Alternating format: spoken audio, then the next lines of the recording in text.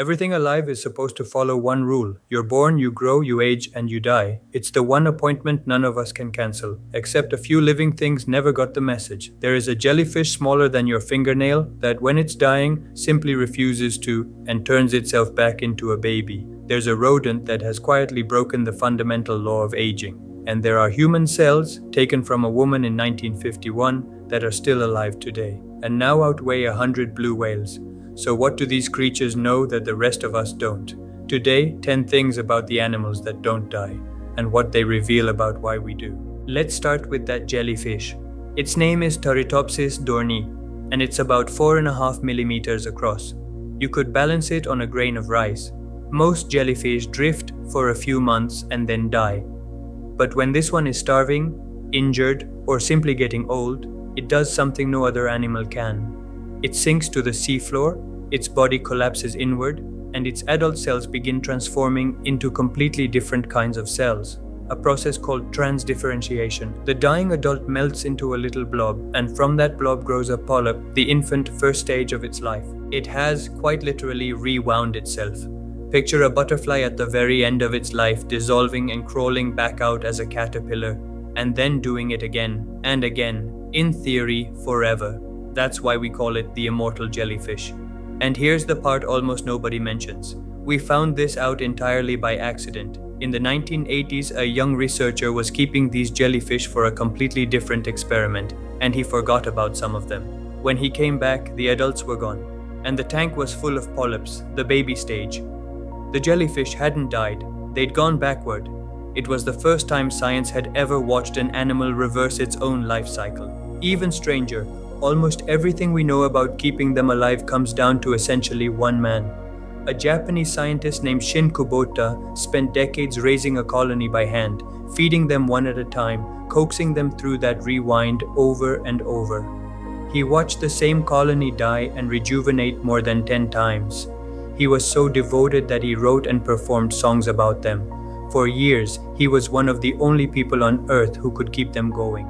But before you get jealous, here's the catch that changes this whole story. Immortal does not mean invincible. Out in the open ocean, a 4-millimeter jellyfish is basically a snack. They still get eaten, crushed, and wiped out by disease constantly. Biological immortality means only one thing. They don't die of old age. Death still finds them. It just never comes from within. Hold on to that idea. It's the key to everything that follows. The jellyfish isn't alone. Meet the hydra, a tiny freshwater creature that looks like a stalk with a crown of tentacles.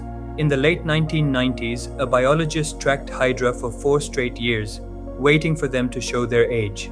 They never did.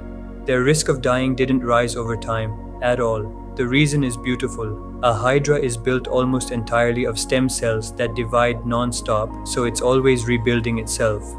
Every few weeks, it has essentially replaced its entire body. Think of a car that swaps out one part every single day. It never actually becomes old. A hydra doesn't fight aging. It just never lets aging pile up. Now the strangest mammal alive, the naked mole rat. This wrinkled, buck-toothed little rodent breaks a rule so basic that scientists assumed it couldn't be broken. For nearly every animal on Earth, including you, there's a grim piece of math. The older you get, the more likely you are to die each year. For humans, that risk roughly doubles every 8 years. The naked mole rat ignores it completely.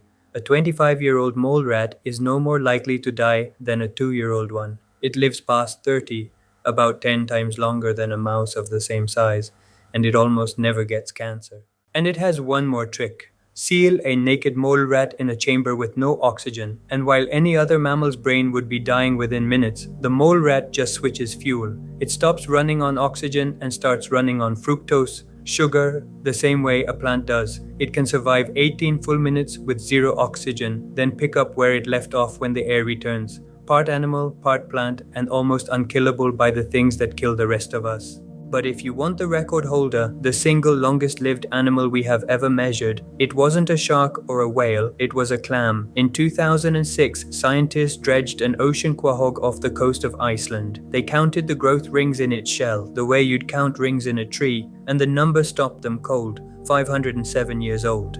This clam had been born in the year 1499. Before Shakespeare, before the telescope existed, They named it Ming after the dynasty ruling China at its birth. And here's the tragic twist. They only learned how old it was because to count those rings, they had to open the shell, which killed it. We ended the longest life we'd ever found in the very act of measuring it.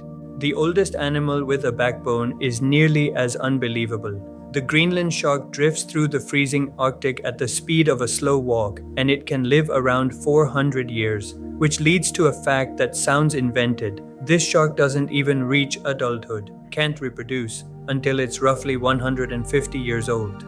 That means there are Greenland sharks cruising the ocean right now that were born before the steam engine was invented, and were still teenagers when the United States was founded. So why don't we get to do any of this? Why do humans age at all? Part of the answer is hidden inside every one of your cells. In 1961, a scientist named Leonard Hayflick discovered something unsettling. Your cells cannot divide forever. Most of them can copy themselves only about 50 times, and then they stop and quietly retire. It's called the Hayflick limit, a countdown built right into you. The reason is your telomeres, little protective caps on the ends of your DNA, like the plastic tips on a shoelace. Every time a cell divides, those caps get a little shorter. Wear them down to nothing, and the cell can no longer divide safely. In a very real sense, you were born with a timer, and aging is that timer running down, unless something switches the timer off. And this is where it becomes almost unbelievable. Human immortality already exists. It's just not the kind anyone wanted. In 1951, a woman named Henrietta Lacks was treated for cancer, and a sample of her cells was taken without her knowledge. Those cells did what normal human cells never do. They refused to stop dividing. They rebuild their own telomeres, so the countdown never hits zero. They're called HeLa cells, and they have been multiplying in labs non-stop for more than 70 years. Scientists estimate that if you gathered every HeLa cell ever grown, they would weigh over 50 million tons, vastly more than were ever in Henrietta's actual body. She died in 1951. Her cells are, by every biological definition, still alive, and they helped build the polio vaccine, cancer treatments, and the COVID vaccines. One woman's cells made immortal by accident, quietly rebuilding the modern world. So immortality isn't science fiction, it's already here, in a jellyfish that rewinds, a rodent that ignores the clock, a clam older than empires, and a cluster of human cells that outlived the woman they came from. But look at the thread running through all of it. Not one of these creatures is invincible. The jellyfish still gets eaten, the clam was still killed. Immortality in nature never meant living forever, it only ever meant not dying of old age. And maybe that's the quiet lesson these strange ageless creatures are offering us. The goal was never to become unkillable, it was to stay young for as long as we're here. I'm the Onlooker, keep looking closer.